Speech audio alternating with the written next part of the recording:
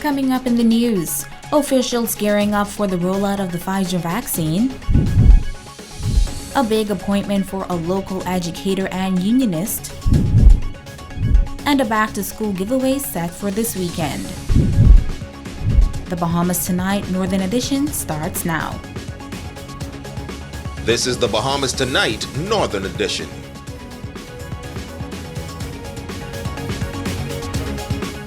This is the Bahamas Tonight, the Northern Edition. Good evening, everyone. I'm Jamila Mizik. Thank you so much for tuning in. Topping news tonight, nomination day for prospective candidates around the country wishing to appear on the ballots for the general elections is tomorrow from 9 a.m. to 12 noon. Over on the island of Abaco, officials are finalizing preparations ahead of the big day. Our Megan Shepard is in Abaco and filed this report. Nomination day for the September 16th, 2021 election is in just a matter of hours. And here at the administrator's office in Central Abaco is where candidates wishing to offer themselves for the general election will nominate officially. Now, Administrator for Central and South Abaco, including the Hopetown District, Don Roll, says the election hype is high here on the island of Abaco. Persons could expect the potential candidates coming in to be nominated for the upcoming general election. I know because of the emergency orders we are under at this time, there'll be a limited amount of persons who can enter the office in terms of nomination. I think we are only allowing those candidates and the 5 supporting nomination who will be nominating those persons or those candidates. And as to what potential candidates should bring to make their nomination official. You have a form G, a form C, and a form, I think it's a form F. And they also will bring along a $400 security deposit. Roll adds that he believes that residents on the island are excited to mark their X for their candidate of choice. The times, the nomination starts at 9 a.m. and it's here at the government complex here in Marsh Harbor and at the government administrator's office, I should say, in Cooperstown. Now nominations will take place in North and Central Abaco. I think the people here in Abaco is ready for election, and the hype is high, and there's no reported signs of vandalism in regards to any power familiars or any constituency properties or whatever. So I think so far it's peaceful. I think the Abaconians will display that all through this election period. Megan Shepard, ZNS Network News. Meantime, officials from the COVID-19 National Consultative Committee on Grand Bahama are gearing up for the rollout of the Pfizer as well as the Johnson & Johnson COVID-19 vaccines. Several vaccination centers have been added on this northern island to meet the growing appointment demands and also to assist in getting as many people vaccinated in the shortest time possible. Ramiko Knowles has more. The Pfizer vaccine and the Johnson & Johnson one-shot jab are ready to be administered to residents on Grand Bahama. Member of the COVID-19 National Consultative Committee, Dr. Danny Davis. Our primary location for this rollout will be Christ the King Hall. We actually have appointments out on the system for that location. We also have locations in Hunters, and we have locations in 8 Mile Rock, Pinedale, and in West End. So we're covering central and western of Grand Bahama, and we hope to roll out to the eastern end of Grand Bahama in the coming weeks. With the Pfizer and with the Johnson & Johnson, they will both be available at all sites. Davis says to supplement the rollout starting on Monday, August 30th, the Pfizer vaccine will be offered at the Susan J. Wallace Center. This allows us to provide more vaccinations opportunities and also, of course, more vaccinations for the people of Grand Bahama. And so the committee is actually quite proud that we're able to do this today. We have 1,000 appointments available for this weekend alone, and going into next week at the Susan J. Wallace Center, we expect to have another 1,000 or maybe even 1,200 appointments available for the public to book for that venue. As for the times and locations, the vaccines will be offered at the other centers. He says on Saturday, August 28th and Sunday, August 29th, they will begin at Christ the King Hall at 9 a.m. to 4 p.m. What that means is if you're looking for a first dose now, your first dose is going to be a Pfizer dose or it's going to be a Johnson & Johnson dose. But if you have already received an AstraZeneca dose and you want to now do it your second shot, we're asking that you only go to the Susan J. Wallace site. And in fact, we're going to make that only Fridays at the Susan J. Wallace site. Now on Monday, August 30th at Central Zion Baptist Church in Pinedale, 8 Mile Rock, between the hours of 9 a.m. and 12 p.m. and again from 3 p.m. to 7 p.m. And on Tuesday, August 31st, between the hours of 3 p.m. and 7 p.m. At the YMTA Vaccination Center in Hunters, they will begin on Tuesday, August 31st from 3 p.m. to 7 p.m. and on Wednesday, September 1st from 9 a.m. to 12 p.m. As for the West End at the Mary Magdalene Church Hall, the Pfizer and one-shot jab will be offered on Tuesday, August 31st from 9 a.m. to 12 p.m. He notes that the AstraZeneca vaccine will only be offered at the Susan J. Wallace Center, and they will only be administering second dose shots. Now, for those of you that were experiencing challenges making an appointment online to take the vaccine, Dr. Danny Davis says with the rollout of the Pfizer vaccine as well as the Johnson & Johnson, those issues should phase out as they are now able to meet the demands. Having received almost 128,000 doses of Pfizer and we have 44,000 of Johnson & Johnson, we're in a position now for the first time since we've started this campaign where we've got more supply of vaccines than demand, so we can meet your demand now. So challenges of booking an appointment, you should see that fade away. And as I said earlier, we've opened up 1,000 for this weekend and we're going to open another 1,200 at Susan J. Wallace for this week. So we hope to not see this issue of persons not being able to get an appointment. Davis adds that they will accommodate walk-ins at the centers, and he is also making this appeal to persons with appointments. Please come at your appointment time. There's no need for you to come 3 hours early, 4 hours early. Come 10 minutes before your appointment. This allows the process to run smoothly. If everyone comes at 8 o'clock in the morning, regardless of their appointment time, that defeats the purpose of having an appointment, and it also gives us a challenge with social distancing and management of person flowing through the site. So our appeal to you today is please come at your allotted time for your appointment. Ramiko Knowles, ZNS Network News. Meantime, the island of Abaco recently placed on an 8 p.m. to 5 a.m. curfew. However, a new amendment to the emergency powers order states that due to the high demand for the COVID-19 vaccine on Abaco, special provisions have been made to the daily curfew to help ensure that all residents who wish to receive the vaccine will have the opportunity to do so. Administrator for Central and South Abaco, Don Roll, says that persons on the island are doing their part to show up and take the available vaccines. Based on the increase in COVID vaccination, I think people now are adhering to what is being ordered by the Prime Minister in terms of those people getting vaccinated so we can get back to some type of normalcy.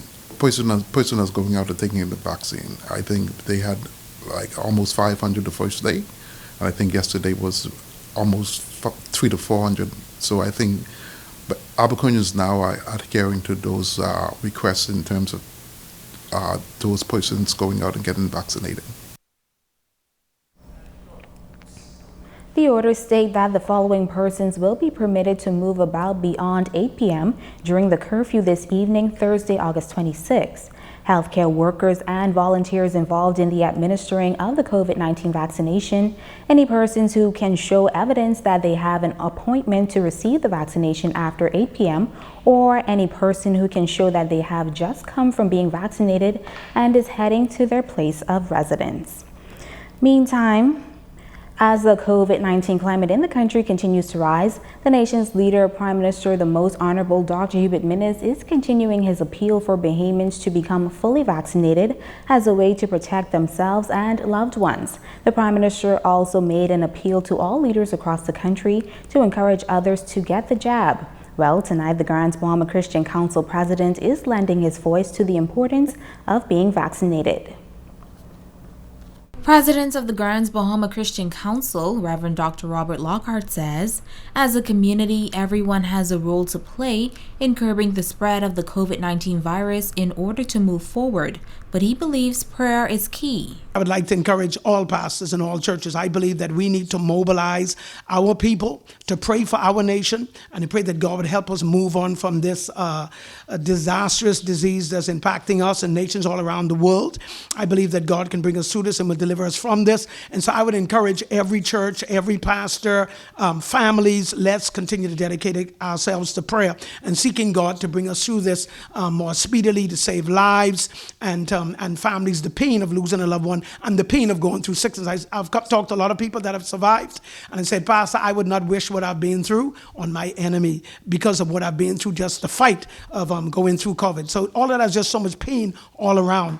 After praying and seeking God, Reverend Lockhart says working together to follow the protocols and taking practical steps is also important at this time. To protect ourselves, to protect family members and friends and neighbors from contracting COVID and passing COVID on to someone else. The thing is when you get COVID, you probably don't know you have it until 2 or 3 days later. And by that time, you've already interacted with family members, friends, before you know that you get it. And you may have infected others even before you're dealt with. Let's protect against that. The Christian Council president notes that too many lives are being lost due to the deadly virus, which is why Bahamians should take advantage of all of the options available. Whenever there's a problem in the earth, I believe that God releases knowledge to solve that problem. I believe that getting vaccinated is a part of that problem. I would encourage as much persons. I know there are some persons that have questions and concern about the vaccines, and that's understandable, and you have some persons who may not do that, but I would encourage as many as Bahamians that don't have a problem with the vaccine to get vaccinated because it protects you. It won't stop you from getting COVID, but what it does stop is that you won't have the severe symptoms and then end in the hospital and possibly die. I'm praying that the Bahamas would be one of the first countries in the world to move on from this, and the rest of the world can follow us. And when they ask us what we've done, we can say we've prayed, we've sought God. Secondly, we've worked together as a people to protect ourselves and protect each other. And thirdly, we've chosen our choice of vaccines and made them available to our people. Many of our people can take them. Even if someone isn't vaccinated, if you are, you're still protecting each other because you're protecting the unvaccinated. So I just encourage us, let's work it together because I believe God is working in all of these avenues to bring about wholeness, wellness, and saving people from the pain of sickness, disease, and death. Jamila Mizik, ZNS Network News. Veteran educator on Grand Bahama and trade unionist Quentin Larota has been appointed the new Director of Labor effective September 1st, 2021. Larota has had a seasoned career as a trade unionist, having served in various capacities within the Bahamas Union of Teachers, from shop steward to executive member and eventually area vice president. He also held the post of the 4th Vice President of the National Congress of Trade Unions, Bahamas, as well as co-chair of the Coalition for Labor Northern Region. A press release issued by the Ministry of Labor states that Larota has represented the concerns of workers at all levels of society and has successfully negotiated numerous conciliations at the Department of Labor. Additionally, he was successful in winning several cases at the Industrial Tribunal. We spoke with Larota late this afternoon. He says he's humbled by the opportunity to serve in such a capacity. I consider it a blessing, and it's just a sort of confirmation that all of the work in labor and the toil and my approach to industrial relations, and I think the dignity in which I treat people, from the workers and the employers, and how I try my best to mend fences, I think it's sort of a confirmation that the way I go about things, that there was some merit in that. And so I was very humble. But like I say, I didn't have the expectation. And so I'm humble and I'm pleased and I'm thankful. Now, the new labor director says he believes he brings some core values to the table and he's ready to hit the ground running. I've never seen that labor and management need to be enemies or at odds. In fact, I think the goal should be the same, which is the success of an industry, the success of a company, the success of a ministry. And the only thing is that that management deserves the reward for their investment, but the worker and the laborer must be treated with dignity and respect, and they deserve reward for his contribution to the success of the whole enterprise. And so if we focus on mutual success as employer and worker, then and we be people of good faith and people with sincere intentions and true partners, I believe if you take that approach, you can get a lot of work done. And that is how I've approached labor relations my whole time as a unionist in the Bahamas Union of Teachers, and it has served me well. Also, as a labor advocate, dealing with non-unionized workers who don't have anyone to represent them.